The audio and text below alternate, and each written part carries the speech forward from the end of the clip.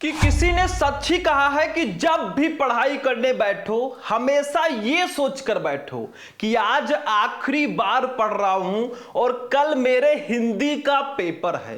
अगर इस माइंडसेट के साथ पढ़ाई करोगे ना, आप हिंदी में 100 में 95 प्लस लेकर आओगे। तो स्टूडेंट, अगर आप भी 18 फरवरी को क्लास 12 हिंदी का पेपर देने जा रहे हो ना, तो आज मैं आपके लिए लेकर आ चुका हूं हिंदी का एक महा मैराथन क्लास। 1 घंटे से भी ज्यादा की ये क्लास होगी, लेकिन आज के इस वीडियो में हम पूरे हिंदी को एक ही वीडियो में पढ़ने वाले हैं। यानी कि पूरे हिंदी में जो 20 टॉपिक है ना, 20 के 20 टॉपिक हम इस वीडियो में पढ़ेंगे।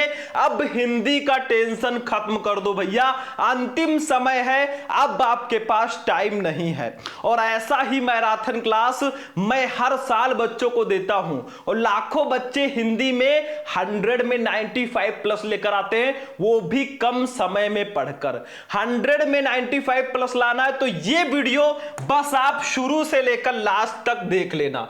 ये कोई भैया मामूली वीडियो नहीं है। इस वीडियो में हम पूरे के पूरे 20 टॉपिक पढ़ेंगे। अब खुद को कमरे में बंद कर लो ताकि जब रिजल्ट आए ना, आपके क्लास का हिंदी का सबसे तेज बच्चा आपसे पूछे कि भाई तूने 100 में 95 प्लस कैसे तू लेकर आ गया। ठीक है, तो आज के इस वीडियो में हम टोटल 20 टॉपिक पढ़ेंगे। क्या क्या पढ़ेंगे? सबसे पहले हम बहुविकल्पीय प्रश्न पढ़ेंगे, ठीक है, फिर गद्यांश पद्यांश को विथ ट्रिक सॉल्व करेंगे, फिर लेखक का साहित्यिक परिचय, कवि का साहित्यिक परिचय, उसके बाद में हम पढ़ेंगे कहानी खंड काव्य। ये आपका खंड का हो गया 50 नंबर का, ठीक है, और खंड खा भी हम इसी वीडियो में पढ़ेंगे। मतलब पूरी हिंदी देखो। फिर हम संस्कृत गद्यांश, संस्कृत पद्यांश, मुहावरे और लोकोक्तियां, आपठित गद्यांश, शब्द युग्म, और उसके बाद में अनेकार्थी शब्द, अनेक शब्दों के लिए एक शब्द, वाक्य संशोधन, रस, छंद, अलंकार, पत्र लेखन, निबंध, सबको इस वीडियो में पढ़ेंगे। अगर आप 17 फरवरी को आधी रात को भी ये वीडियो देख रहे हो ना, तो एक बार जरूर देख कर जाना, वीडियो को लाइक कर देना, चैनल को सब्सक्राइब कर लेना। चलिए शुरू करते हैं हिंदी के बहुविकल्पीय प्रश्नों को। सबसे पहले हम पढ़ेंगे बच्चों बहुविकल्पीय प्रश्नों को।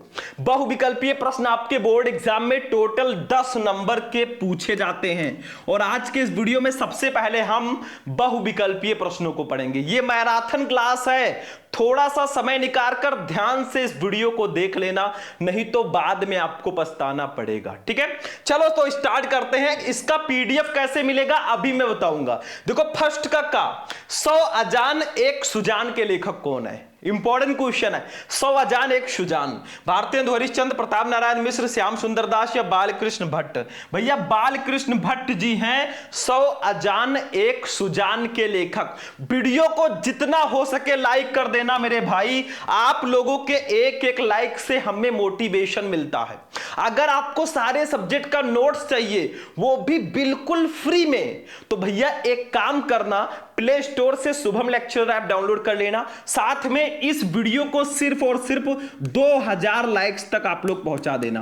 अगर आप 2000 लाइक तक पहुंचा देते हैं इस वीडियो को और 500 कमेंट आप लोग कर देते हैं, सिर्फ 500 कमेंट, ठीक है, तो मैं आपको सारे सब्जेक्ट का जो इंपॉर्टेंट नोट्स है ना, बिल्कुल फ्री में दे दूंगा।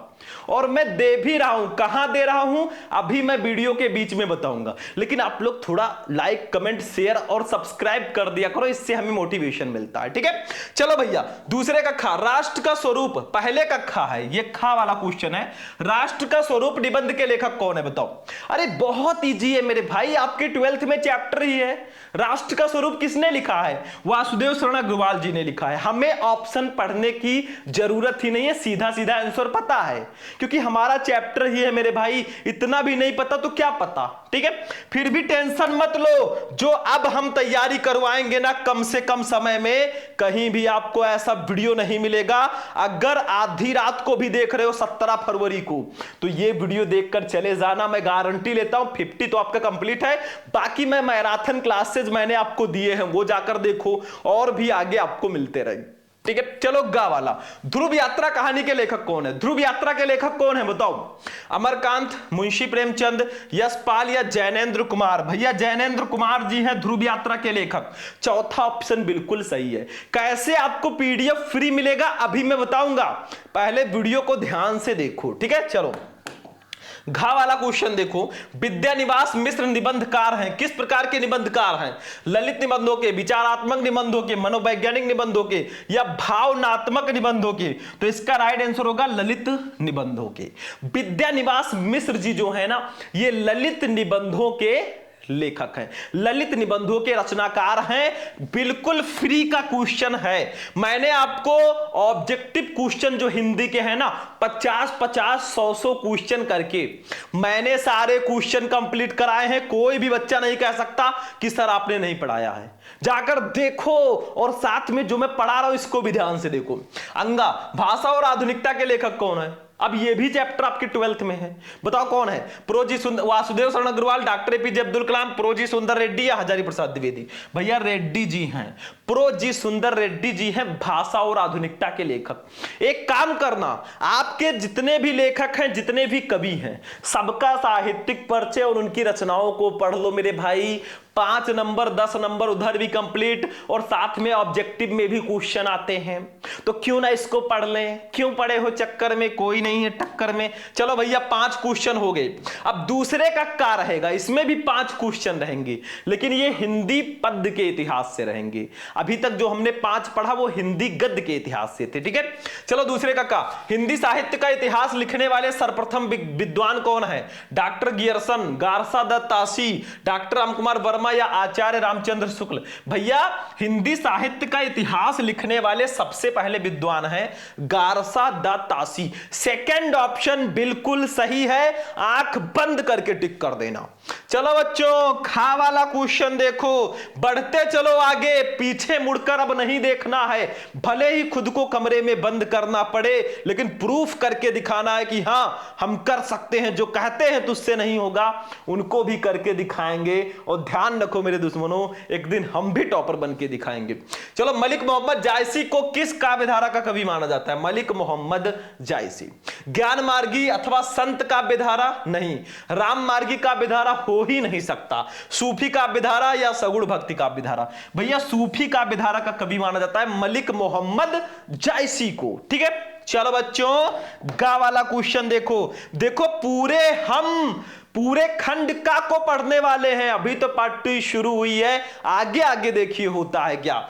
गा वाला, रीतिकाल को श्रृंगार काल नाम किसने दिया है? मिश्र बंधुओं ने, रामशंकर शुक्ल रसाल ने, विश्वनाथ प्रसाद मिश्र ने, या आचार्य रामचंद्र शुक्ल ने मेरे भाई? तो विश्वनाथ प्रसाद मिश्र जी ने रीतिकाल को श्रृंगार काल नाम दिया है। बिल्कुल हलवा है। चलो बच्चों घा वाला क्वेश्चन देख लो। लहर के रचनाकार हैं कौन है? लहर के रचनाकार कौन है? महादेवी वर्मा, जयशंकर प्रसाद, सूर्यकांत त्रिपाठी निराला, या डॉक्टर रामकुमार वर्मा? आंसू, लहर, झरना, कामायनी, ये सब जो रचना है जयशंकर प्रसाद जी की है। आंख बंद करके टिक करो, नंबर आपको एग्जामिनर आंख बंद करके दे देगा।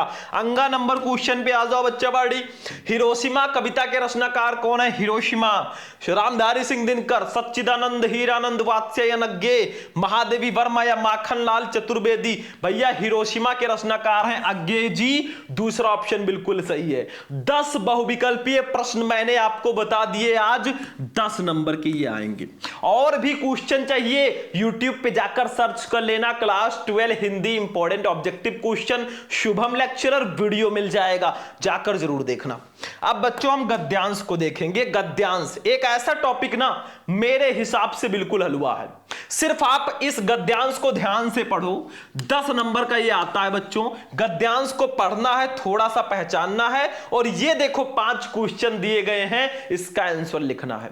इन 5 क्वेश्चन का आंसर हमें अमेजॉन, फ्लिपकार्ट या मीशो से नहीं मंगवाना, हमें डायरेक्टली इसी में मिल जाएगा।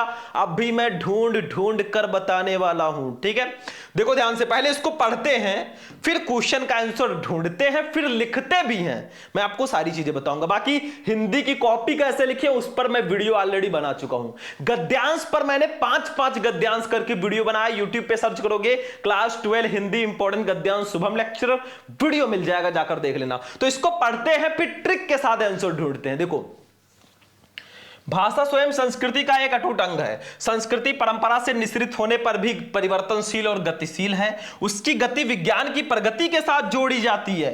वैज्ञानिक आविष्कारों के प्रभाव के कारण उद्भूत नई सांस्कृतिक हलचलों को शाब्दिक रूप देने के लिए भाषा के परंपरागत प्रयोग पर्याप्त नहीं है। इसके लिए नए प्रयोगों की, नई भाव योजनाओं को व्यक्त करने के लिए नए शब्दों की खोज की महती आवश्यकता है। तो देखो भैया, आप ध्यान से क्वेश्चन किस चैप्टर का है बता सकते हो? भाषा आ गया। अब भाषा आ गया तो ये भाषा और आधुनिकता चैप्टर का गद्यांश है। इसके लेखक हैं प्रो जी सुंदर रेड्डी जी। आंख बंद करके टिक कर देना, नंबर मिल जाएगा मेरे भाई। चलो भैया, तो उपरोक्त गद्यांश के पाठ और लेखक का नाम लिखिए। 2 नंबर आपको इसी का मिलेगा। पाठ का नाम भाषा और आधुनिकता, लेखक का नाम प्रो जी सुंदर रेड्डी, 2 नंबर कंप्लीट। दूसरा क्वेश्चन है रेखांकित अंश की व्याख्या कीजिए। आपको यहां से यहां तक जिसके नीचे रेखाएं हैं इसकी व्याख्या करनी है। जैसे वैज्ञानिक आविष्कारों के प्रभाव के कारण उद्भूत नई सांस्कृतिक हलचलों को शाब्दिक रूप देने के लिए भाषा के परंपरागत प्रयोग पर्याप्त नहीं है। इसके लिए नए प्रयोगों की, नई भाव योजनाओं को व्यक्त करने के लिए नए शब्दों की खोज की महती आवश्यकता है। इसकी अभी हम व्याख्या कर देंगे अपनी भाषा में। भैया हिंदी को इंग्लिश में नहीं लिखना, हमें हिंदी में ही लिखना है। थोड़ा बहुत चेंज करके, उसी को थोड़ा चेंज करके लिख दो, नंबर मिल जाएगा। ठीक है, चलो तीसरा, प्रस्तुत अवतरण के माध्यम से लेखक ने किस बात पर बल दिया है? बताओ, इस अवतरण के माध्यम से लेखक ने किस बात पर बल दिया है, मतलब उन्होंने क्या समझाने का प्रयास किया है, ये आपसे क्वेश्चन किया जा रहा है। तो क्या किया है, जो देखो ये प्रस्तुत गद्यावतरण में लेखक ने विज्ञान की प्रगति के कारण जो सांस्कृतिक परिवर्तन होता है उसे शब्दों द्वारा व्यक्त करने के लिए भाषा में नए प्रयोगों की आवश्यकता पर बल दिया है। देखो, हर एक क्वेश्चन का आंसर आपको डायरेक्टली गद्यांश में नहीं मिलेगा। जैसे देखो, ये तीसरा क्वेश्चन था, थोड़ा सा आपको फंसाने का प्रयास किया जा रहा है। चौथा देखो, इसका आंसर डायरेक्ट मिल जाएगा। देखो, संस्कृति का एक अटूट अंग क्या है?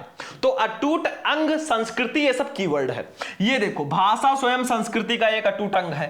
पहले ही लाइन में इसका आंसर दिया गया है। देखो कितना आसान है। तो बहुत सारे क्वेश्चन इसमें, 2-3 क्वेश्चन जो है बहुत आसान होते हैं, मैं भी मानता हूं, बाकी मैं आपको भी जानता हूं। चलो चौथा, पांचवा, किसकी गति विज्ञान की प्रगति के साथ जोड़ी जाती है? तो देखो यहां पे संस्कृति परंपरा से निःसृत होने पर भी परिवर्तनशील और गतिशील है। उसकी गति विज्ञान की प्रगति के साथ जोड़ी जाती है। किसकी? संस्कृति की गति, हमारे कल्चर की गति। तो संस्कृति की गति विज्ञान की प्रगति के साथ जोड़ी जाती है। सिंपल सा आंसर है, कुछ करना नहीं है मेरे भाई। तो देखो यही हम लिख देंगे। अब जब इसको हम सॉल्व करेंगे ऐसे लिखेंगे, भाषा स्वयं ... करके आवश्यकता है। इसको लिखना जरूरी होता है मेरे भाई, जैसे हमने यहां पे लिखा है। देखो, ये भाषा स्वयं ... करके आवश्यकता है। पहला क्वेश्चन हमारा था कि उपरोक्त गद्यांश के पाठ और लेखक का नाम लिखिए। हमें पाठ का नाम और लेखक का नाम लिखना है, तो हम डायरेक्ट भी लिख सकते हैं, पाठ का नाम भाषा और आधुनिकता, लेखक का नाम प्रो जी सुंदर रेड्डी। लेकिन हम एज अ संदर्भ भी लिख सकते हैं, नो प्रॉब्लम। देखो, संदर्भ, प्रस्तुत गद्यांश हमारी पाठ्यपुस्तक के गद्य भाग में संकलित तथा श्रेष्ठ विचारक व निबंधकार प्रो जी सुंदर रेड्डी द्वारा लिखित भाषा और आधुनिकता नामक शीर्षक निबंध से अवतरित है। 2 नंबर कंप्लीट। ये हो गया लेखक का नाम, ये हो गया पाठ का नाम, और 2 नंबर फ्री में आपके नाम। ठीक है, चलो भैया नोट करते रहो। बाकी सारे नोट्स मैं आपको दे रहा हूं बिल्कुल फ्री में। जाकर हमारे शुभम लेक्चरर ऐप को डाउनलोड कर दो, वहीं पर आपको सारे नोट्स मिलेंगे। प्ले स्टोर पे जाओ, शुभम लेक्चरर ऐप डाउनलोड कर लो। सारे इंपॉर्टेंट नोट्स वहां पे बिल्कुल फ्री मैंने कर दिए हैं भाई। एक लाइक तो बनता है, बहुत मेहनत से मैंने नोट्स बनाया और आपके लिए बाय द वे मैंने फ्री कर दिया कि हमारे बच्चे जो है लास्ट में अच्छे से अध्ययन कर सके। लाइक कर देना भाई, बाकी आपकी मर्जी है, कुछ जाएगा नहीं, पैसा तो लगता नहीं है लाइक के। ठीक है, ठीक है, लाइक सब्सक्राइब कर लिया करो, आप ही को वीडियो मिलेगा। दूसरा, रेखांकित अंश की व्याख्या कीजिए। आपको इसकी व्याख्या करनी है। आजा ओम।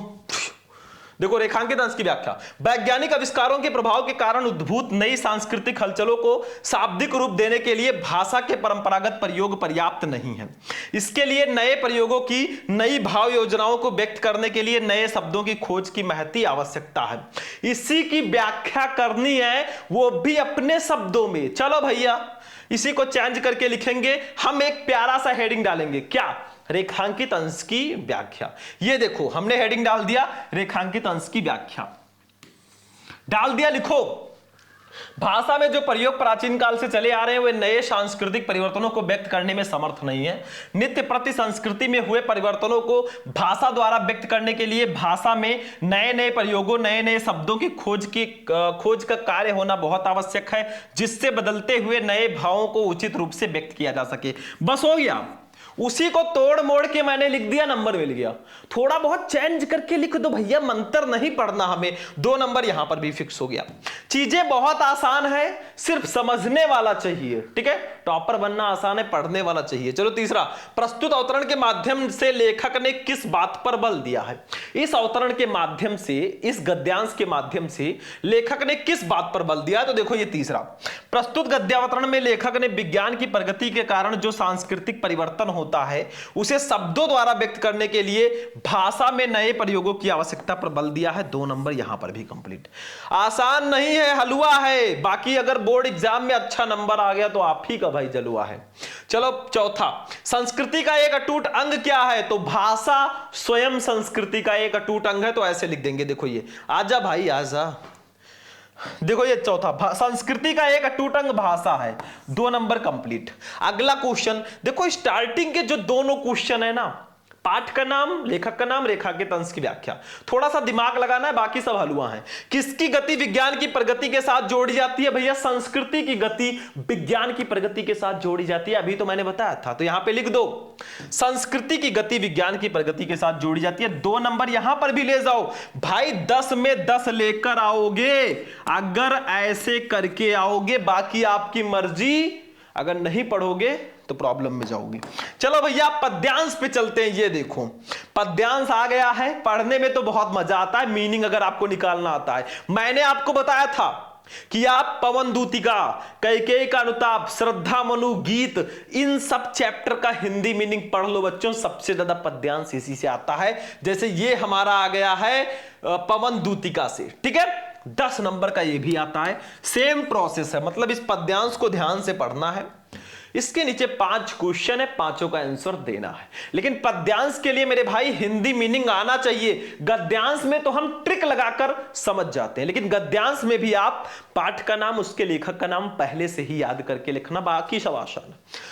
तो भैया इसको पढ़ते हैं, पद्यांश को हिंदी मीनिंग निकालते हैं। देखो होता क्या है कि राधा जी को छोड़ के श्री कृष्ण जी जो है चले गए हैं। अब राधा जी पवन को अपना दूत बनाकर तो भेजती हैं, लेकिन वो पवन से अपनी विरह व्यथा का वर्णन करते हुए कहती हैं, मेरे प्यारे नव जलद से कंज से नेत्र वाले, मेरे प्रिय नव जलद मतलब नए मेघों के समान रूप वाले, और कंज मतलब कमल के समान नेत्र वाले, आंखों वाले, जाके आए ना मधुवन से। वो मधुवन से चले गए हैं और अभी तक वापस नहीं आए हैं, और ना भेजा कोई संदेशा और ना ही उन्होंने कोई संदेशा भेजा।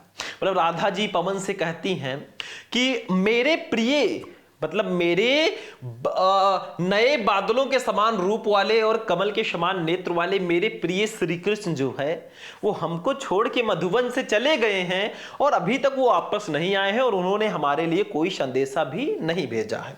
मैं रो रो के प्रिय विरह से बाउली हो रही, मैं रो रो कर प्रिय मतलब श्री कृष्ण जी के विरह से, बिछड़ने से बाउली पागल सी होती जा रही हूं।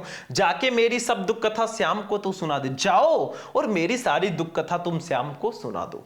मतलब वो कहती है कि मैं श्री कृष्ण जी के बिछड़ने से रो रो कर पागल सी हो रही हूं, तुम जाओ और मेरी सारी दुख कथा श्री कृष्ण को सुना दो। वो पवन से कहती है, वायु से, उनको अपना दूत बनाकर भेजती है, तभी तो पवन दूती का चैप्टर का नाम है। फिर वो कहती है, ज्यों ही मेरा भवन तज तू अल्प आगे बढ़ेगी, जैसे ही मेरे घर को तज छोड़कर तू अल्प थोड़ा सा आगे बढ़ेगी। शोभा वाली, शोभा से युक्त, सुखद सुख प्रदान करने वाली कितनी मंजू कुंजे मिलेंगे। मंजू कुंजों का मतलब जो करौंदे की बगीचे होते हैं, झाड़ियां होती है, वो सब मिलेंगी। वो कहती है जैसे ही तू मेरे भवन को, मेरे घर को छोड़कर थोड़ा सा आगे बढ़ेगी, तुम्हें शोभा से युक्त बहुत सारे करौंदे के बगीचे या फिर लता झाड़ियां मिलेंगी। प्यारी छाया मृदुल स्वर से मोह लेंगी तुझे भी, मतलब वो कहते हैं कि अपनी प्यारी छाया और मधुर स्वर से वो तुझे अपनी ओर आकर्षित करेंगी। तो भी मेरा दुख लख वहां जाना विश्राम लेना, तो भी मेरे दुख को ध्यान में रखकर तुम वहां जाना, विश्राम ना लेने लगना, ऐसा वो कहती हैं। ठीक है, अब क्वेश्चन देखो भैया, चलो, उपरोक्त पद्यांश के शीर्षक और कवि का नाम लिखिए। भैया शीर्षक का नाम पवन दूतिका, कवि का नाम अयोध्या सिंह उपाध्याय हरिओद। दूसरा, रेखांकित अंश की व्याख्या कीजिए, इन दोनों लाइनों का व्याख्या कर दो। मेरे प्यारे नवजरत से कंज से नेत्र वाले, जाके आए ना मधुबन से और न भेजा संदेशा, इसकी व्याख्या कर देंगे, अभी हम हलवा है।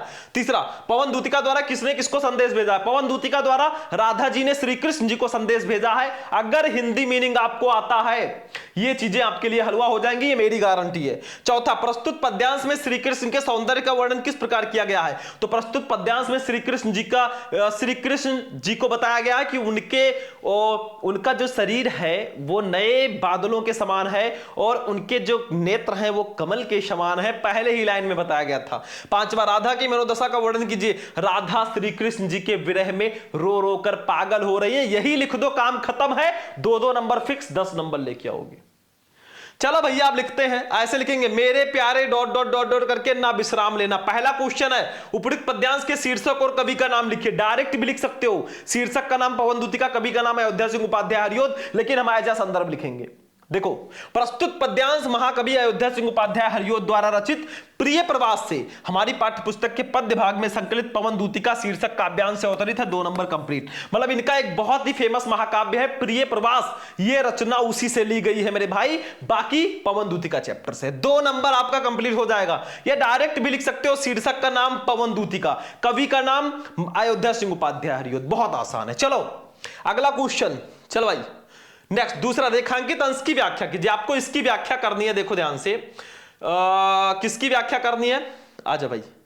मेरे प्यारे नौ जलद से कंज से नेत्र वाले, जाके आए न मधुबन से और न भेजा संदेशा, इसकी आपको रेखांकित अंश की व्याख्या करनी है। वही चीज जो हिंदी मीनिंग अभी मैंने बताया है वही आपको लिख कर आना है, कहीं बाहर से आंसर नहीं लाएंगे। देखो ध्यान से, रेखांकित अंश की व्याख्या हेडिंग डालेंगे, लिखेंगे, राधिका पवन दूतिका से अपनी विरह व्यथा का वर्णन करते हुए कहती है कि नए मेघों जैसी शोभा से युक्त और कमल के समान नेत्र वाले मेरे प्रिय श्री कृष्ण मथुरा चले गए हैं और अभी तक वापस नहीं आए हैं और ना ही उन्होंने वहां से मेरे लिए कोई संदेशा भेजा। 2 नंबर कंप्लीट। अगर मीनिंग आता है समझ लो भाई, आपका बल्ले बल्ले है। तीसरा क्वेश्चन देखो, क्वेश्चन नंबर 3, मतलब ऐसे ही हम 5 क्वेश्चन का आंसर देंगे और लिखना कैसे वो भी मैंने बता दिया। बाकी हिंदी की कॉपी कैसे लिखें उस पर मैं वीडियो बना चुका हूं, जाकर देख लेना। तीसरा, पवन दूतिका द्वारा किसने किसको संदेश भेजा है? अरे भैया इतना नहीं पता तो क्या पता, चलो इसका भी आंसर जान लेते हैं। पवन दूतिका द्वारा, राधा पवन दूतिका द्वारा नहीं, यहां से पवन दूतिका द्वारा राधा ने कृष्ण को संदेश भेजा। 2 नंबर कंप्लीट, काम खत्म। बहुत आसान है मेरे भाई, हलवा है। अगर आप स्टार्टिंग के 2 क्वेश्चन करने में सक्षम है ना तो बाकी चीजें आसान हो जाती हैं। चौथा, प्रस्तुत पद्यांश में श्री कृष्ण के सौंदर्य का वर्णन किस प्रकार किया गया है? श्री कृष्ण जी के सुंदरता का वर्णन कैसे किया गया है इस पद्यांश में, तो वो भी देख लो। देखो, ये कृष्ण आकाश में छाए नवीन मेघों के समान रूप वाले हैं तथा उनके नेत्र कमल के समान हैं, यही बताया गया है। 2 नंबर यहां पर भी ले जाओ। 5वां क्वेश्चन कुछ नहीं है, हिंदी मीनिंग आता है समझ लो, बस सब कुछ आपको आता है। 5वां क्वेश्चन देख लो, राधा की मनोदशा का वर्णन कीजिए, मतलब राधा जी की दशा कैसी है वो आपको बताना है। आसान है मेरे भाई। चलो 5वां देख लो, राधा श्री कृष्ण के विरह में रो रो कर पागल हो रही है। 2 नंबर भैया, 10 नंबर में 10 में 10 लेकर आओगे मेरे भाई, सिर्फ थोड़ा सा दिमाग लगाना पड़ेगा। चलते हैं अपने 100% फिक्स टॉपिक पे, वो है लेखक का साहित्यिक परिचय। 3 लेखक को पढ़ लो, वासुदेव शरण अग्रवाल, हजारी प्रसाद द्विवेदी, प्रोजी सुंदर रेड्डी या हरिशंकर प्रसाद, आपका काम हो जाएगा। बस इतना 100% फिक्स है ये, और कवियों में भी 100% फिक्स है। आज हम पढ़ेंगे आचार्य हजारी प्रसाद द्विवेदी जी का। जब भी आप किसी भी लेखक या कवि का साहित्यिक परिचय लिखो ना, पहले एक छोटा सा जीवन परिचय लिखना, जन्म, जन्मस्थान, शिक्षा, दीक्षा, मृत्यु, या आप संक्षिप्त परिचय भी बॉक्स बनाकर लिख सकते हैं। फिर हम लिखेंगे अपना मेन हेडिंग, वो है बच्चों साहित्यिक परिचय। तो पहले जीवन परिचय देख लेते हैं थोड़ा सा। हिंदी के श्रेष्ठ निबंधकार आचार्य हजारी प्रसाद द्विवेदी का जन्म सन 1907 ईस्वी में बलिया जिले के दूबे का छपरा नामक ग्राम में हुआ था। इनके पिता श्री अनमोल द्विवेदी ज्योतिष और संस्कृत के प्रकांड विद्वान थे। हजारी प्रसाद द्विवेदी का 19 मई 1979 ईस्वी को रुग्णता के कारण स्वर्गवास हो गया। काम खत्म, बस। साहित्यिक परिचय मतलब इनका हिंदी साहित्य में कैसा परिचय है, कैसी कैसी रचनाएं करते थे, क्या करते थे, ये सब आपको लिखना है। साहित्यिक परिचय में बहुत आसान है मेरे भाई, बहुत आसान। देखो, हजारी प्रसाद द्विवेदी साहित्य के प्रख्यात निबंधकार, इतिहास लेखक, अन्वेषक, आलोचक, संपादक तथा उपन्यासकार के अतिरिक्त कुशल वक्ता और सफल अध्यापक भी थे। वे मौलिक चिंतक, भारतीय संस्कृति और इतिहास के मर्मज्ञ, बांग्ला तथा संस्कृत के प्रकांड विद्वान थे। भाई जो थे वो सब लिख दो। अगर कोई उनको अवार्ड मिला है, कोई उपाधि मिली है, वो भी लिखना है। इनके साहित्य पर संस्कृत भाषा आचार्य रामचंद्र शुक्ल और रविंद्रनाथ ठाकुर का स्पष्ट प्रभाव है। इन्होंने विश्व भारती और अभिनव भारतीय ग्रंथमाला का संपादन किया। इन्होंने नित्य प्रति के जीवन की गतिविधियों और अनुभूतियों की मार्मिकता के साथ चित्रण किया है। ये हिंदी ललित निबंध लेखकों में अग्रगण्य हैं। द्विवेदी जी की साहित्य सेवा को डी लिट, पद्म भूषण और मंगला प्रसाद पारितोषिक से सम्मानित किया गया। 3 नंबर इसका मिलेगा आपको, और 2 नंबर मिलेगा रचनाओं का। ये देखो रचनाएं, इनकी प्रमुख रचनाएं निम्न है। निबंध संग्रह में अशोक के फूल, कुटज, विचार प्रवाह, विचार और वितर्क, आलोक पर्व, कल्पलता। आलोचना साहित्य में सूरदास, कालिदास की लालित्य योजना, कबीर, साहित्य सहचर, साहित्य का मर्म। इतिहास में हिंदी साहित्य की भूमिका, हिंदी साहित्य का आदिकाल, हिंदी साहित्य। उपन्यास में बाण भट्ट की आत्मकथा, चारुचंद्र लेख, पुनर्नवा और रामदास का पोथा। ऐसे हेडिंग डाल डाल के लिखोगे ना, चांसेस बढ़ जाएंगे नंबर आने के। चल भाई 2 नंबर इसका भी, मतलब 5 में 5 कंप्लीट हो गया। चलो कवियों पे चलते हैं। बाकी भैया मैंने सारे इंपॉर्टेंट जो जीवन परिचय हैं एक ही वीडियो में बता रखा है, लेखक और कवि दोनों का। आप लोग सर्च करना क्लास 12 हिंदी इंपॉर्टेंट जीवन परिचय शुभम लेक्चर, वीडियो मिल जाएगा, जाकर जरूर देखना। बाकी राम राम। चलो अब चलते हैं जयशंकर प्रसाद जी पर। भैया हमारे जो वो हैं कवियों में काफी ज्यादा इंपॉर्टेंट हैं ये। बाकी आप 4 कवियों का पढ़ लेना, मैथिली शरण गुप्त, जयशंकर प्रसाद, रामधारी सिंह दिनकर, सुमित्रानंदन पंत, या किसी एक को हटाकर आप महादेवी को पढ़ लेना। 4 ही पढ़ना है क्योंकि इसमें चैप्टर ज्यादा है तो कवि भी थोड़े ज्यादा होंगे, ठीक है, तो हमें रिस्क नहीं लेना। तो आज हम पढ़ेंगे जयशंकर प्रसाद। सेम पहले जीवन परिचय। जयशंकर प्रसाद का जन्म काशी के एक प्रतिष्ठित वैश्य परिवार में सन 1889 ईस्वी में हुआ था। इनके पिता का नाम देवी प्रसाद था। प्रसाद जी की प्रारंभिक शिक्षा घर पर ही हुई और सन 1937 ईस्वी में अल्प अवस्था में ही ये क्षय रोग से ग्रस्त होकर स्वर्ग सिधार गए। काम हो गया, बस खत्म, टाटा बाय बाय। ठीक है, अगला देखो साहित्यिक परिचय। श्री जयशंकर प्रसाद छायावाद के प्रवर्तक, नाटककार, कथाकार, नायक तथा उपन्यासकार भी थे। विशुद्ध मानवतावादी दृष्टिकोण वाले प्रसाद जी ने अपने काव्य में आध्यात्मिक आनंदवाद की प्रतिष्ठा की है। प्रेम और सौंदर्य इनके काव्य के प्रमुख विषय रहे हैं, किंतु मानवीय संवेदना उनकी कविता का प्राण है। प्रसाद जी ने नाटक, उपन्यास, कहानी, निबंध आदि सभी साहित्यिक विधाओं पर अपनी लेखनी चलाई और अपने कृतित्व से इन्हें अलंकृत किया। हो गया, कंप्लीट है भैया, पूरे पूरे आपके नंबर फिक्स हैं। रचनाएं देख लो, 3 नंबर उसका, 2 नंबर रचनाओं का। जयशंकर प्रसाद जी की रचनाएं निम्न है। काव्य ग्रंथ में आंसू लहर, झरना, कामायनी। कहानी में आकाशदीप, इंद्रजाल, प्रतिध्वनि, आंधी। उपन्यास में कंकाल, तितली, इरावती अपूर्ण है, ठीक है। निबंध में काव्य और कला तथा अन्य निबंध। चंपू में प्रेम राज्य, 2 नंबर इसका मिल गया। 5 में 5 लाओगे अगर ऐसे करके आओगे। बाकी नेक्स्ट, अब कहानी पे चलते हैं। कहानी में आज हम पंचलाइट कहानी का सारांश पढ़ेंगे। मेरे भाई मैंने आपको पंचलाइट कहानी का सारांश अलग से समझाया था, बहुत अच्छे से अपनी भाषा में। उस वीडियो को लाखों बच्चों ने देखा, आप क्यों नहीं देख रहे हो? यूट्यूब पे जाओ, सर्च करो पंचलाइट कहानी का सारांश शुभम लेक्चर, वीडियो मिल जाएगा, जाकर जरूर देख लेना क्योंकि बहुत ज्यादा स्पेशल वीडियो है। ये मैं नहीं कह रहा, ये रिकॉर्ड बोल रहा है। तो पंचलाइट कहानी का सारांश पढ़ते हैं, देख लो थोड़ा सा। यहां पे भी मैं थोड़ा बहुत समझा दूंगा, बाकी मैंने अलग से वीडियो बना रखा। जो चीजें स्पेशल होती है ना, वो स्पेशल होती है। देखो, पंचलाइट रेणु जी की आंचलिक कहानी है। कहानी में फणीश्वर नाथ रेणु, रेणु का मतलब फणीश्वर नाथ रेणु जी की कहानी है। कहानी में बिहार के एक पिछड़े प्रदेश का सुंदर चित्रण प्रस्तुत किया गया है। महतो टोली में अशिक्षित लोग हैं। उन्होंने रामनवमी के मेले में पेट्रोमैक्स खरीदा, जिसे वे पंचलाइट कहते हैं। पंचलाइट को ये सीधे साधे लोग सम्मान की चीज समझते हैं। पंचलाइट को देखने के लिए टोली के सभी बालक, औरतें और मर्द इकट्ठे हो जाते हैं। सरदार अपनी पत्नी को आदेश देता है कि शुभ कार्य को करने से पहले वो पूजा पाठ का प्रबंध कर ले। सभी उत्साहित है, परंतु समस्या उठती है कि पंचलाइट को जलाएगा कौन? सीधे साधे लोग पेट्रोमैक्स को जलाना भी नहीं जानते। मतलब सारे टोली के लोग जो है ना, ये लोग प्लानिंग करते हैं कि पंचलाइट लेकर आना है, पेट्रोमैक्स। अब लेकर तो आ गए, लेकिन जलाना ही कोई नहीं जानता। अब एंट्री होगी हमारे हीरो की। देखो, इस टोली में गोधन नाम का एक युवक है। ये हीरो है। वो गांव की मुनरी नाम की एक युवती से प्रेम करता है, और अगर हीरो हो हीरोइन ना हो तो मूवी बेकार है, ठीक है। तो मुनरी नाम की एक लड़की से प्रेम करता है। मुनरी की मां ने पंचों से शिकायत की है गोधन की कि वो उसके घर के सामने से सिनेमा का गाना गाकर निकलता है।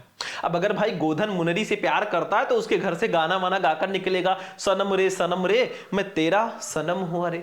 अब क्या होता है कि मुनरी की मां जो गुलरी काकी है ना, वो पंचायत वालों से शिकायत कर देती है कि गोधन मेरे सामने से, मेरे घर के सामने से सलीमा का गाना गाकर निकलता है और मेरी मुनरी पे लाइन मारता है। भाई मतलब थोड़ा बहुत प्यार है।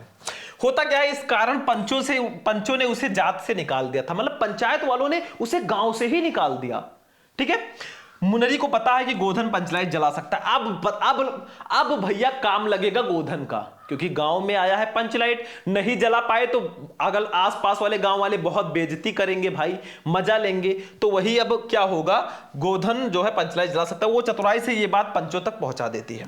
पंच गोधन को पुनः जाति में ले लेते हैं, वो बुलाते हैं गोधन को पुनः जाति में वो ले लेते हैं। क्यों? क्योंकि पंचलाइट वो जला देता है, क्योंकि वो पंचलाइट जला देता है। मतलब अगर उनको अपने गांव की इज्जत बचानी है तो पंचलाइट जलाना है। अब वो गोधन को पुनः बुलाते हैं, उनसे पंचलाइट जलवाते हैं, अपने गांव में रख लेते हैं। मुनरी की मां गुलरी काकी प्रसन्न होकर गोधन को शाम के भोजन का निमंत्रण देती है। भैया जिस गुलरी काकी ने गोधन को मतलब गांव से बाहर निकलवाया था, अब वो गोधन को डिनर के लिए इनवाइट करती है। सोचो, आवश्यकता जो है बड़े से बड़े संस्कार और नियम को व्यर्थ साबित कर देती है। पंच भी अति उत्साहित होकर गोधन को कह देते हैं तुम्हारा सात खून माप, खूब गाओ सलीमा का गाना। वो भी कहते हैं कि तुम्हारा सात खून माप, अब गाओ सलीमा का गाना, सनम रे मैं तेरा सनम हूं अरे। पंचलाइट की रोशनी में लोग भजन कीर्तन करते हैं तथा उत्सव मनाते हैं। कहानी का कथानक सजीव है, सीधे साधे अनपढ़ लोग की संवेदनाओं को वाणी देने में रेणु जी समर्थ रहे हैं। इस कहानी में आंचलिक जीवन की सजीव झांकी प्रस्तुत की गई है। भैया हो गया 5 नंबर फिक्स। आप पंचलाइट और बहादुर 2 कहानी पढ़ दो, फिक्स है नंबर। बाकी देखो 45 नंबर का हमारा हो गया। देखो 10 नंबर का बहुविकल्पीय, 10 नंबर का गद्यांश, 10 नंबर का पद्यांश, 10 नंबर का साहित्यिक परिचय, 5 नंबर की कहानी, 5 नंबर का आपका आता है खंड काव्य। खंड काव्य जो होता है मेरे भाई जिला वाइज होता है।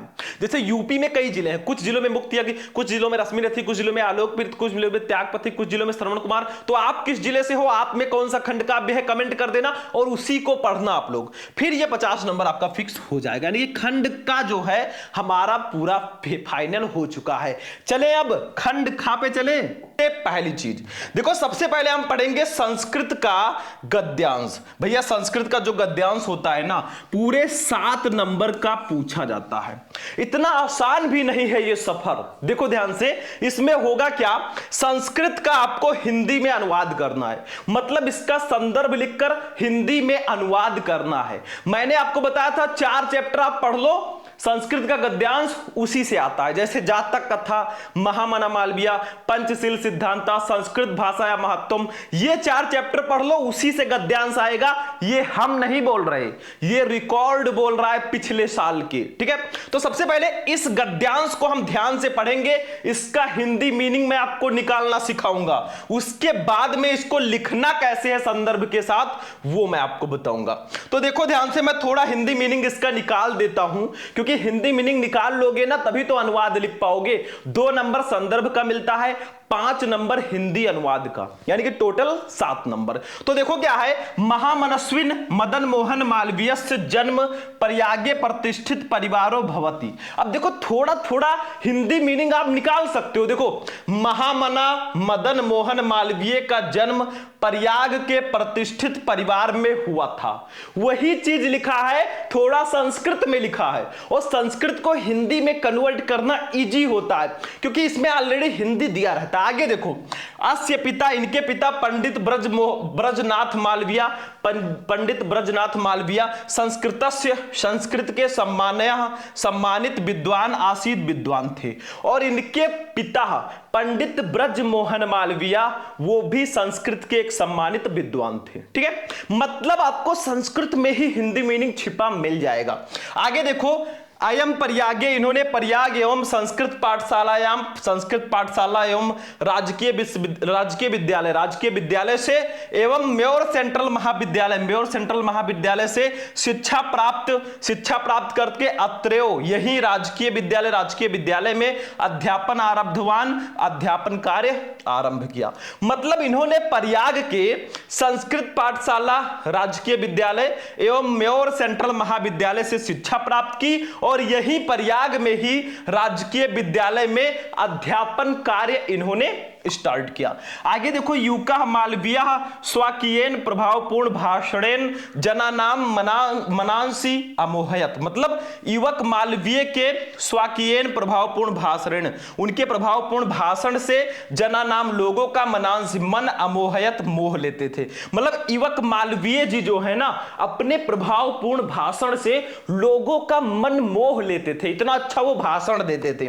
आगे देखो, अतः अस्य सुहृदय, इनके मित्रों ने प्राडिवाक पदवी, वकील की पदवी प्राप्त करके देश की श्रेष्ठतर सेवा करने के लिए प्रेरित किया। अतः इनके मित्रों ने इनको वकील की पदवी प्राप्त करके देश की उच्चतर सेवा करने के लिए प्रेरित किया। इनके मित्रों ने कहा ना कि आप वकील की पदवी प्राप्त करो और देश की सेवा करो। ठीक है, आगे देखो, तदानुसारम, इसके अनुसार अयम विधि परीक्षा उत्तीर्णम, इन्होंने कानून की परीक्षा उत्तीर्ण करके प्रयाग के उच्च न्यायालय में प्राडिवाक्य कर्म यानी कि वकील की कर्तुमार भवत, वकील का कार्य शुरू किया। इस प्रकार इन्होंने कानून की परीक्षा उत्तीर्ण करके प्रयाग के उच्च न्यायालय में वकालत शुरू कर दी। ठीक है, विधे प्रकृष्ट ज्ञानन, यानी कि कानून के प्रकृष्ट ज्ञान होने के कारण, मधुरालापेन, मधुरता होने के कारण, उदार व्यवहार के कारण शीघ्र ही मित्राणाम मित्र बन गए। न्यायाधीशों के सम्मान भाजनवत सम्मानित हो गए। मतलब कानून के उत्कृष्ट ज्ञान, मधुर पालन और उदार व्यवहार के कारण ये शीघ्र ही न्यायाधीश के भी काफी सम्मानीय मित्र बन गए। ठीक है, तो ये आपको लिखना है। अब देखो, सबसे पहले जब इसको सॉल्व करना ना भैया, प्रश्नोत्तर संख्या डाल देना जैसे आप लोग डालते हो। हिंदी की पूरी कॉपी लिखना मैं बता रखा हूं मैंने, ठीक है, जाकर जरूर देखना। तो इसको जब सॉल्व करना ऐसे लिख देना, महामनस्विन ... करके सम्मान भाजनम भवत। ठीक है, सबसे पहले संदर्भ लिखो। संदर्भ में भैया सिर्फ पाठ का नाम लिखना है, लेखक का नाम नहीं लिखना, क्योंकि ये संस्कृत का गद्यांश है, ये हिंदी का गद्यांश नहीं है। देखो, प्रस्तुत गद्यांश हमारी पाठ्य पुस्तक के संस्कृत भाग में संकलित महामना मालवीय नामक पाठ से अवतरित है। 2 नंबर कंप्लीट।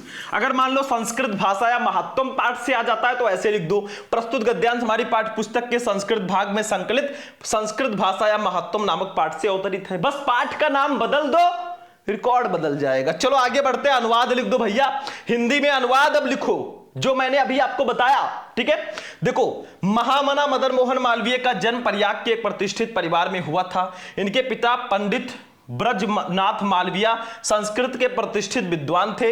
इन्होंने प्रयाग में ही संस्कृत पाठशाला राजकीय विद्यालय एवं म्योर सेंट्रल महाविद्यालय में शिक्षा प्राप्त करके यहां ही राजकीय विद्यालय में पढ़ाना आरंभ किया। युवक मालवीय अपने प्रभावपूर्ण भाषण से मनुष्यों का मन मोह लेते थे। आगे देखो, इसलिए इनके मित्रों ने इन्हें वकील की पदवी प्राप्त करके देश की उच्चतर सेवा करने को प्रेरित किया। उसी के अनुसार इन्होंने कानून की परीक्षा उत्तीर्ण करके प्रयाग में उच्च न्यायालय में वकालत आरंभ कर दी। कानून के उत्कृष्ट ज्ञान, मधुर वार्तालाप एवं उदार व्यवहार से ये शीघ्र ही मित्रों एवं न्यायाधीशों के सम्मान पात्र बन गए। बस ऐसे लिख दो, 5 नंबर इसका भी कंप्लीट। भैया अगर आप 4 चैप्टर पढ़ लेते हो जो मैंने बता दिया, आपका 7 नंबर कोई काट ही नहीं सकता।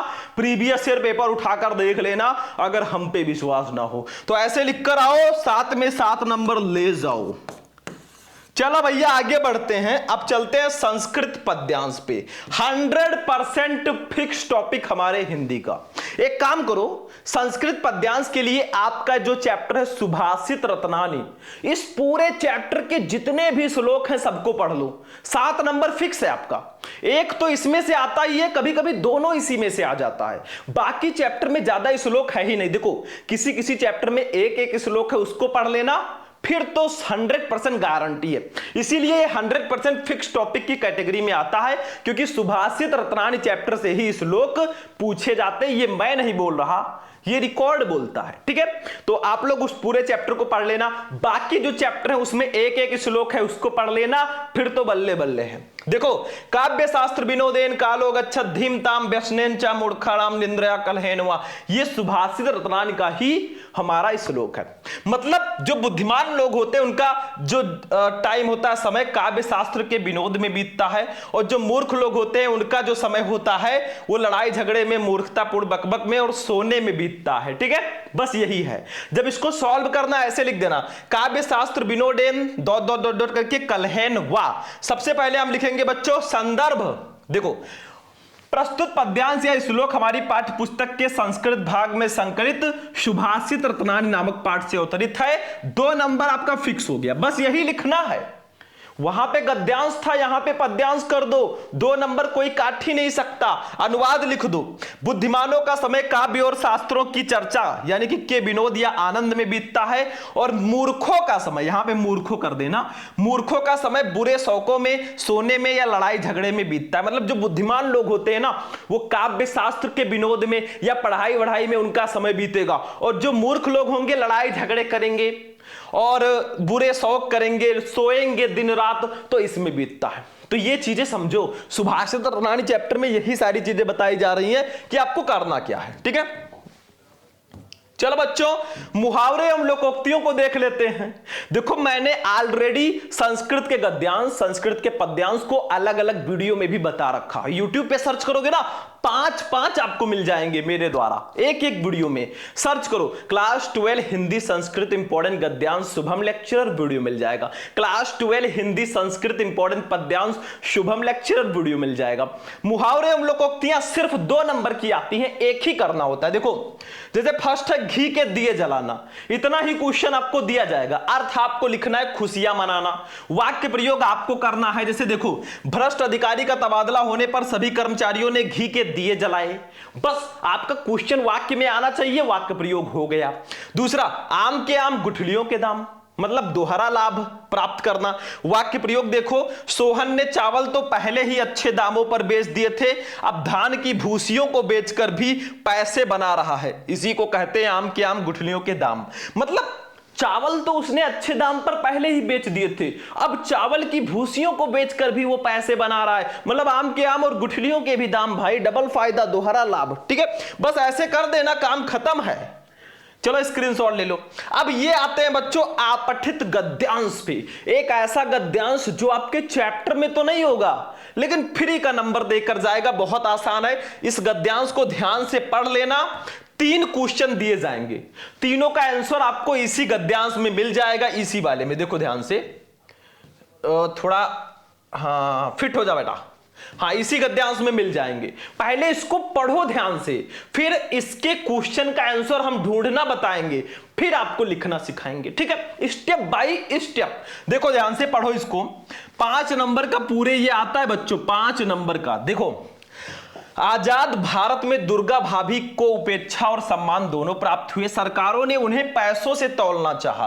कतिपय वर्ष पूर्व उनके सम्मान में आयोजित एक समारोह में तत्कालीन मुख्यमंत्री ने उन्हें 51,000 रुपए भेंट किए। भाभी ने वे रुपए वहीं वापस कर दिए। उन्होंने कहा कि जब हम स्वाधीनता के लिए संग्राम कर रहे थे उस समय किसी व्यक्तिगत लाभ की आकांक्षा नहीं थी, केवल स्वाधीनता प्राप्ति ही लक्ष्य था। इस धन से यहां शहीदों का एक स्मारक बनवाया जाए, उन्होंने ऐसा बोला। ठीक है, अब क्वेश्चन देखो क्या है। का स्वतंत्र भारत में दुर्गा भाभी का सम्मान किस प्रकार किया गया? अरे भैया, स्वतंत्र भारत में दुर्गा भाभी का सम्मान देखो क्या लिखा, ये देखो, कतिपय वर्ष पूर्व उनके सम्मान में आयोजित एक समारोह में तत्कालीन मुख्यमंत्री ने उन्हें 51,000 रुपए भेंट किए। ठीक है, यही लिख देना है। मतलब इस प्रकार से आप लिख सकते हो कि स्वतंत्र भारत में दुर्गा भाभी के सम्मान में तत्कालीन मुख्यमंत्री ने उन्हें 51,000 रुपए भेंट किए। बस हो गया, 1 नंबर कंप्लीट। 2 नंबर ये, स्वाधीनता संग्राम में भाग लेने का लक्ष्य क्या था? तो देखो आप यहां से लिख दो, यहां से लिख दो। उन्होंने कहा कि जब हम स्वाधीनता के लिए संग्राम कर रहे थे उस समय किसी व्यक्तिगत लाभ की आकांक्षा नहीं थी, केवल स्वाधीनता प्राप्ति लक्ष्य था। यही लिख दो, नंबर मिल गया। ठीक है, अगला देखो, दुर्गा को सम्मान में जो धन भेंट किया गया उसे किस हेतु प्रयोग करने के लिए कहा गया? तो यहां पे लिख दो, दुर्गा को सम्मान में जो धन भेंट किया गया उसे उन्होंने कहा कि इस धन से यहां शहीदों का एक बड़ा स्मारक बनाया जाए। यही उठाकर लिख दो, नंबर मिला है। अब इसको सॉल्व करना भैया तो वही सेम प्रोसेस, गद्यांश का फर्स्ट वर्ड ऐसे लिख देना, Azad Bharat dot dot dot dot करके स्मारक बनाया जाए। अब का वाला क्वेश्चन था, स्वतंत्र भारत में दुर्गा भाभी का सम्मान किस प्रकार किया गया? तो स्वतंत्र भारत में दुर्गा भाभी के सम्मान में एक समारोह आयोजित किया गया और मुख्यमंत्री द्वारा उन्हें 51,000 रुपए भेंट किए गए। एक नंबर आपको इसका मिल जाएगा। ठीक है, हो सकता है ये 2 नंबर का हो जाए, ये 2 नंबर का, ये 1 नंबर का, मतलब एक तो 1 नंबर का रहेगा। स्वाधीनता संग्राम में भाग लेने का लक्ष्य क्या था? तो देखो, स्वाधीनता संग्राम में भाग लेने का लक्ष्य केवल स्वाधीनता प्राप्ति नहीं थी, केवल स्वाधीनता प्राप्ति थी, ना कि किसी व्यक्तिगत लाभ की आकांक्षा। 2 नंबर यहां पर भी फिक्स हो गया, मैंने ढूंढकर बता भी दिया है। दुर्गा को सम्मान में जो धन भेंट किया गया उसे किस हेतु प्रयोग करने के लिए लौटा दिया गया? तो दुर्गा को सम्मान में जो धन भेंट किया गया उसे उन्होंने वापस लौटा दिया और उस धन से शहीदों का एक बड़ा स्मारक बनाने के लिए कहा। 2 नंबर यहां पर भी फिक्स। तो भैया कहां पड़े हो चक्कर में? कोई नहीं है टक्कर में, और ये तो बहुत आसान है, एकदम हलवा है हलवा। बस आपको सिर्फ क्वेश्चन का आंसर ढूंढना है और लिखते चले जाना। इसका स्क्रीनशॉट ले लो फटाफट। चलो अब देखते हैं शब्द युग्म को। भैया ये 2-2 नंबर के ऑब्जेक्टिव टाइप के क्वेश्चंस भी आएंगे आपके हिंदी के पेपर में। ध्यान से समझो, कुछ बच्चे होंगे ना कि थोड़ा बहुत वीडियो देख लिए होंगे और वो निकल लिए होंगे, भाई वही सबसे बड़ी गलती है। अब वो समय नहीं है कि आप कहोगे भाई अगले महीने में तैयारी कर लेंगे, अब समय ही नहीं है, इसी महीने में एग्जाम है हमारा। तो अब आप किसी भी काम को टालो मत, पढ़ाई को अपने टालो मत कि बाद में पढ़ लेंगे। भैया अब समय आपके पास नहीं है। ठीक है, शब्द युग्म पे आ जाओ। अब देखो, जैसे कपिस कपीस, इसका सही अर्थ क्या होगा? जो पहले उसका अर्थ पहले, जो बाद में उसका अर्थ बाद में। मटमैला और अंगद, सुग्रीव और काला, बाली और सुग्रीव, मटमैला और सुग्रीव। भैया चौथा ऑप्शन सही होगा। कपिस का मतलब मटमैला, कपीस का मतलब सुग्रीव, बस हो गया, मटमैला और सुग्रीव। अंब अंब, इसका सही आंसर क्या होगा? माता और पानी, माता और पिता, आकाश और स्वर्ग, देवी और देवता। भैया माता और पानी होगा। अंब का मतलब माता, अंब का मतलब पानी, यही राइट आंसर होगा। चलो समझ में आ गया। और भी क्वेश्चन अगर आपको चाहिए कमेंट में लिख देना, मोर क्वेश्चंस। हम आपके लिए बहुत बड़ी वाली क्लास ले आएंगे, बस आप लोग प्यार बांटते रहो, कमेंट करते रहो। चलो अनेकार्थी शब्द पे आ जाओ भैया। मतलब एक ही शब्द के 2 अर्थ लिखने हैं। जैसे आपको दे दिया गया द्विज। अब द्विज को और किन नामों से जानते हैं? ब्राह्मण, पक्षी, चंद्रमा, दांत। विधि को भाग्य, विधाता, तरीका, युक्त, रीति, कानून। आपको 2 ही लिखना है। मैं 4-4, 5-5 क्यों बता रहा हूं? ताकि आपको इसमें से 2 तो याद ही रहेंगे ना। मतलब इतना आप लोग टैलेंटेड हो। चलो आगे बढ़ते हैं बच्चों। अनेक शब्दों के लिए एक शब्द पे आ जाओ मेरे भाई। देखो, घृणा के योग्य जो है उसको क्या बोलेंगे एक शब्द में? घृणा के योग्य, घृणित, घृणास्पद, घृणी या निर्घृणी। अरे भैया घृणित बोलेंगे। जो घृणा के योग्य होगा उसको घृणित बोला जाएगा। रास्ता दिखाने वाला कौन होता है? पथ प्रदर्शक होता है। फर्स्ट ऑप्शन बिल्कुल सही है। टाइम वेस्ट अब मत करो, जहां तक हो सके शॉर्टकट में पढ़ो, क्योंकि अब उतना समय नहीं है कि आप आराम से बैठकर पढ़ोगे। अब टाइम नहीं है आपके अंदर, अब एक आग लग रही होगी, यार एग्जाम तो बहुत पास आ गया, अब हमारा क्या होगा? ठीक है, तो उस आग को बुझाने और आपको हिंदी में 90+ दिलाने हम आ गए हैं। वाक्य संशोधन का मतलब वाक्य में कहीं गलतियां होंगी उसको सही करके लिखो। जैसे देखो, फर्स्ट है वो गत सप्ताह ही जाएगा, ये गलत है। वो गत सप्ताह ही चला गया, ये सही है। दूसरा, वो लड़के कहां जा रहे हैं, ये गलत है। वे लड़के कहां जा रहे हैं, ये सही है। मतलब पीला वाला गलत है, व्हाइट वाला सही है। ठीक है, हो गया। चलो भैया रस छंद अलंकार पे चलते हैं बच्चों। रस में आज हम करुण रस को पढ़ेंगे। देखो भैया, रस, छंद, अलंकार तीनों को मैं एक ही वीडियो में पढ़ा चुका हूं। जितने भी रस हैं, जितने भी छंद हैं, जितने भी अलंकार हैं, तीनों एक ही वीडियो में। अगर आपने नहीं देखा है तो भैया जाकर देख लो, YouTube पे सर्च करके। 15 से 20 मिनट का वीडियो है। लाखों छात्रों ने उस वीडियो को देखा है, क्योंकि ये 100% फिक्स टॉपिक है हमारे हिंदी का। YouTube पे सर्च करो रस छंद अलंकार शुभम लेक्चरर, आपको वीडियो मिल जाएगा, जाकर देख लो मेरे भाई, नहीं तो बाद में पछताना पड़ेगा, क्योंकि वो 100% फिक्स टॉपिक है। वहां पे जितने भी रस हैं, जितने भी छंद है, जितने भी अलंकार हैं, सब मैंने बता रखे। एक एक नहीं सारे, यहां पे मैं एक एक बताऊंगा। आज हम पढ़ेंगे करुण रस को। देखो ध्यान से, करुण रस का स्थायी भाव शोक है। करुण रस का मतलब थोड़ा शोक, ठीक है। जब शोक नामक स्थायी भाव विभाव, अनुभव और संचारी भाव से संयोग करता है तब करुण रस की उत्पत्ति होती है। मतलब करुण रस का स्थायी भाव शोक है। जब शोक नामक स्थायी भाव विभाव, अनुभव और संचारी भाव से संयोग करता है तब करुण रस की उत्पत्ति होती है। अब देखो यहीं पे ट्रिक है। अगर आप हास्य रस का बनाना चाहो ना तो हास्य रस का स्थायी भाव हास है। जब हास नामक स्थायी भाव विभाव और संचारी भाव से संयोग करता है तब हास्य रस की उत्पत्ति होती है। वीर रस का बनाना चाहो तो वीर रस का स्थायी भाव उत्साह है। जब उत्साह नामक स्थायी भाव विभाव और संचारी भाव से संयोग करता है तब वीर रस की उत्पत्ति होती है। ये ट्रिक है डेफिनेशन को बनाने का। बाकी उदाहरण आप याद रखिएगा। जैसे देखो करुण रस में, क्यों छलक रहा दुख मेरा उषा की मृदु पलकों में, हां उलझ रहा सुख मेरा संध्या की घन अलकों में।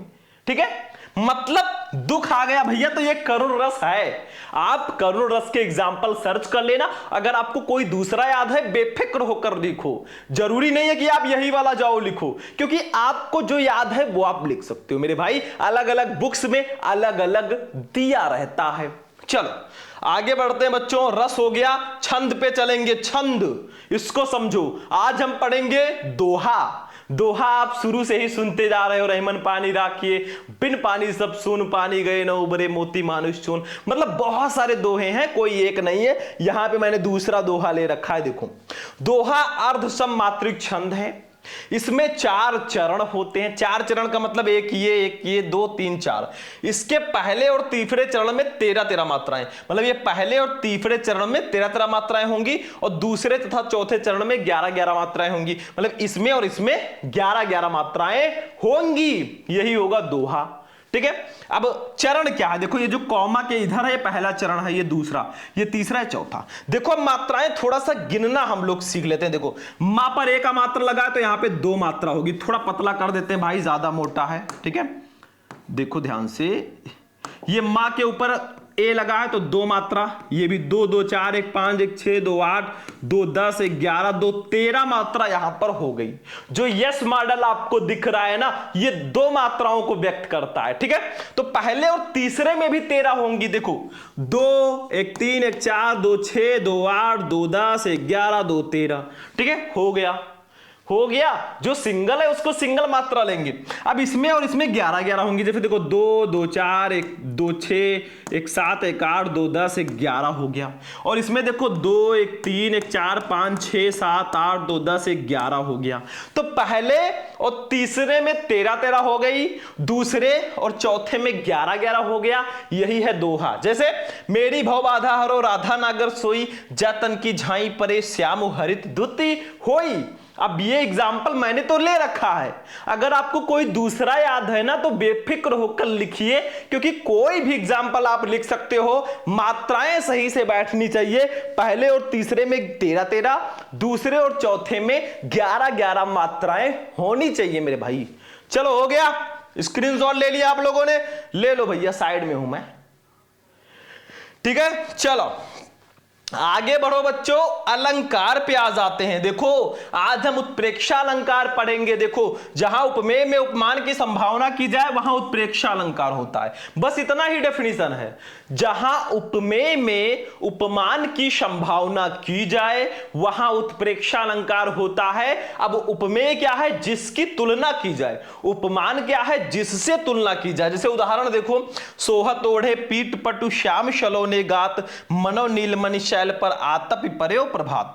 एक स्पष्टीकरण लिख दो कि आखिर क्यों यहां उत्प्रेक्षा अलंकार है। देखो यहां श्री कृष्ण के श्याम गात में नीलमणि शैल की तथा पीतपट में प्रभात के आतप धूप की संभावना करने से उत्प्रेक्षा अलंकार है। मतलब यहां पे उपमेय में उपमान की संभावना की जा रही है तो उत्प्रेक्षा अलंकार होगा। उदाहरण लिखो, स्पष्टीकरण लिखो और 2 नंबर अपने क्लियर करो। हो गया, चलो स्क्रीनशॉट ले लिया करो फटाफट। अब देखो भैया हम पत्र लेखन पे आ चुके हैं। मतलब पत्र कैसे लिखेंगे आज हम लिखेंगे। देखो भैया 6 नंबर का आता है पत्र लेखन, इसको मिस आप कर ही नहीं सकते। आज हम लिखेंगे अपने गांव अथवा शहर की बिजली समस्या हेतु उचित अधिकारी को एक पत्र। आज हम लिखेंगे हमारे गांव में भैया बिजली की समस्या है, हम उससे रिलेटेड पत्र लिख रहे हैं। तो लिखो पहले सेवा में ऐसे लिखो बिजली विभाग मेरठ। मतलब कहां पे आपका गांव है? मेरठ में। तो सेवा में आपको जरूर लिखना है जब कोई पत्र लिखते हो। बिजली विभाग वालों को पत्र लिख रहे हो तो बिजली विभाग मेरठ। विषय क्या है आपका? विषय हमारा है बिजली की अनियमित आपूर्ति। मतलब बिजली की समस्या है, बिजली की नियमित आपूर्ति नहीं हो रही है, उसी के लिए हम पत्र लिख रहे हैं। अब आप यहां से लिखना शुरू करना भैया, क्योंकि यहां पे जगह कम है तो मैं दूसरे पेज में मैंने लिख दिया है, आपको कॉपी में अब इसके नीचे से लिखना स्टार्ट करना है। क्या?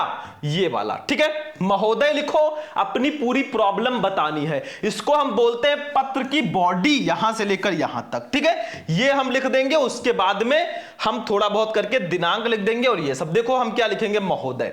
अब देखो कई लोग मिलकर यहां पे पत्र लिख रहे हैं, क्योंकि बिजली की समस्या सिर्फ एक को नहीं है, पूरे सोसाइटी को है। तो देखो हम जैन नगर कॉलोनी के निवासी आपका ध्यान बिजली समस्या की ओर आकर्षित कराना चाहते हैं। पानी तथा अन्य कार्यों के लिए बिजली की सर्वाधिक आवश्यकता ग्रीष्म काल में ही होती है और हम सब अप्रैल के प्रारंभ से ही अनुभव कर रहे हैं कि भरपूर गर्मी प्रारंभ होने से पूर्व भी बिजली की आपूर्ति कम हो गई है। बिजली जीवन की मूलभूत आवश्यकता है। भैया जैसे जल ही जीवन है ना, वैसे अब बिजली भी जीवन बन गई है। क्यों? क्योंकि लाइट नहीं होगी तो हमारा फोन चार्ज नहीं होगा। अब फोन से पढ़े या ना पढ़े, रील तो स्क्रॉल करना है ना। ठीक है, तो इसीलिए अब लाइट भी आवश्यकता बन गई है। देखो हमारी कॉलोनी में बिजली आपूर्ति प्रारंभ और बंद होने का कोई समय भी निर्धारित नहीं है। मतलब कब लाइट आ रही है कब जा रही है इसका कोई टाइम नहीं फिक्स है। हमारी कॉलोनी से एक प्रतिनिधि मंडल इस संबंध में बिजली आपूर्ति अधिकारी से भी मिला था और उन्होंने 1 सप्ताह में बिजली आपूर्ति बढ़ाने का वचन दिया था। खेद है कि आज 3 सप्ताह व्यतीत हो जाने पर भी कोई कार्रवाई इस संबंध में नहीं हुई है।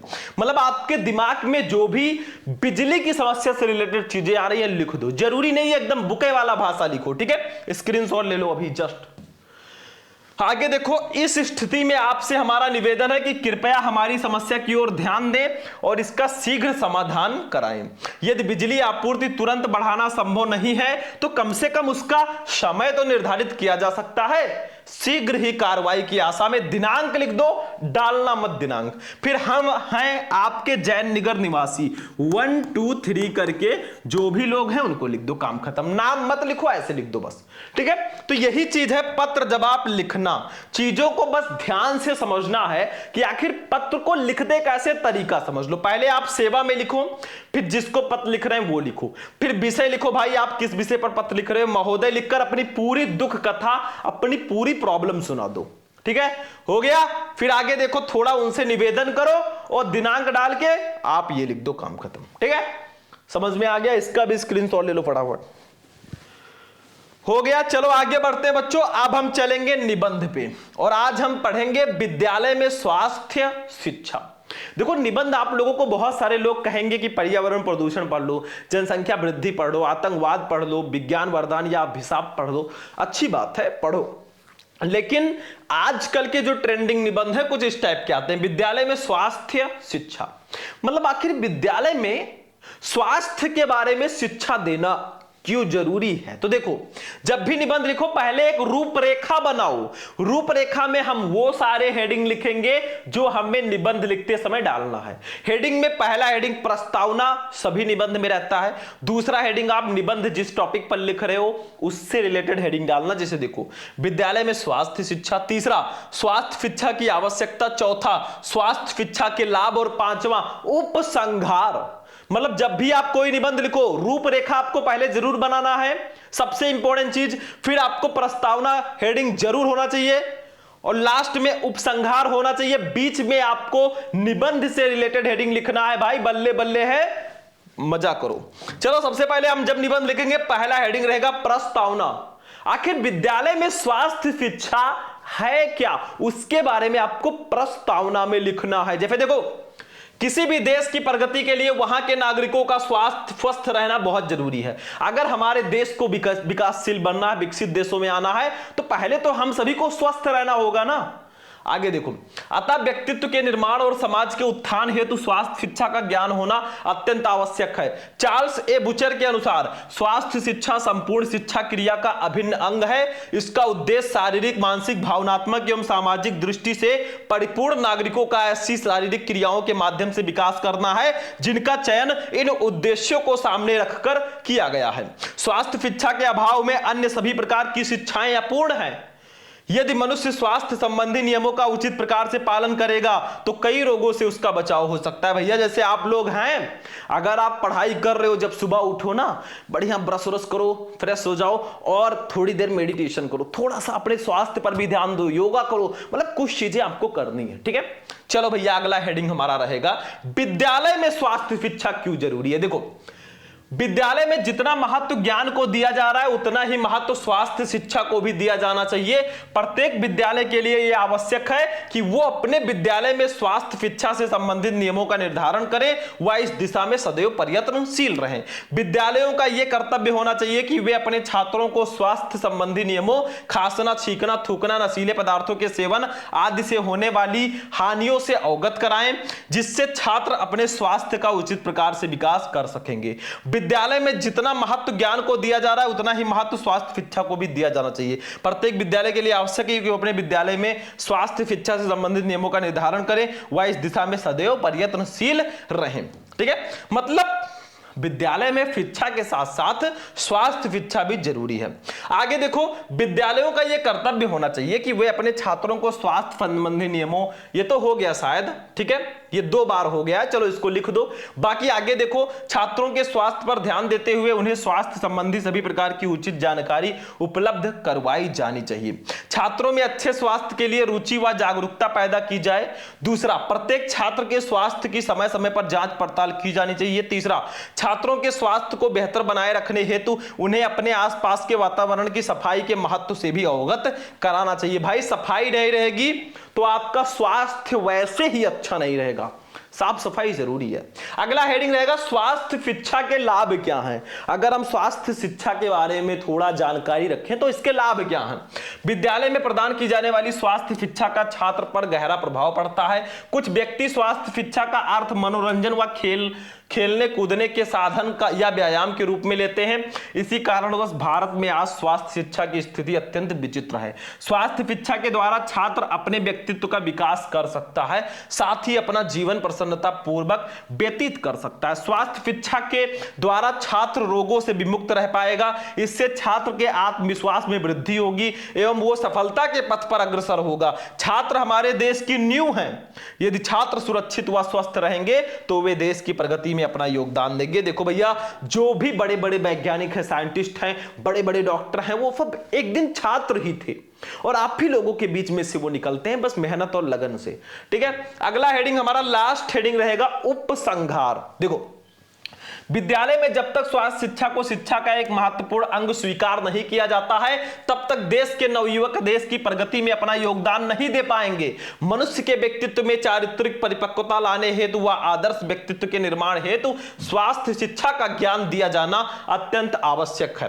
स्वास्थ्य शिक्षा के अंतर्गत व्यक्ति को चुस्त रहने व अपने वातावरण से भली भांति परिचित होने की शिक्षा प्रदान की जाती है। स्वास्थ्य शिक्षा की उपयोगिता तब सभी के समझ में आएगी जब इसे उचित प्रकार से अनिवार्य रूप से विद्यालयों एवं अन्य शैक्षणिक संस्थानों में लागू किया जाएगा। यह शारीरिक और सामाजिक दृष्टि के साथ व्यवहारिक दृष्टि से भी महत्वपूर्ण महत्व रखती है, ठीक है। अतः स्वस्थ मनुष्य जीवन का आधार है। इसलिए कहा भी गया है, यदि मनुष्य के पास से धन चला गया तो समझ लो कुछ नहीं गया, यदि उसका चरित्र चला गया तो समझो कि कुछ चला गया, और यदि उसका स्वास्थ्य चला गया तो समझो सब कुछ चला गया। बहुत अच्छी लाइन है कि मतलब अगर मनुष्य के जीवन से धन चला जाएगा ना तो समझ लो कुछ नहीं गया, भाई फिर से कमा लेंगे।